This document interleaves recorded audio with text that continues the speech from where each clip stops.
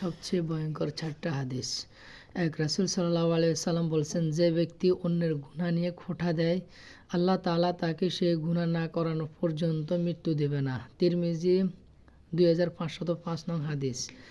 রাসূল সাল্লাল্লাহু আলাইহি সাল্লাম বলছেন, মৃত্যুর পর তাদের মাথা পাথর দিয়ে ভাঙ্গা হবে যারা ফজরের নামাজ না পড়ে ঘুমিয়েছিল এবং যারা কোরআন সংগ্রহ করে তা ছেড়ে দিয়েছে।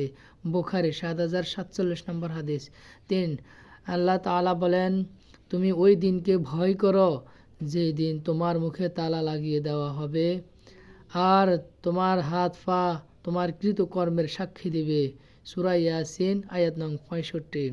আল্লাহ তাআলা বলেন, আমি ইচ্ছে করলে সবাইকে হেদায়েত দান করতে পারতাম, কিন্তু তোমার এই কথা সত্য যে আমি মানুষ এবং জিন জাতি দ্বারা জাহান্নাম পূর্ণ করব। সূরা আস সাজদা আয়াত নং 13।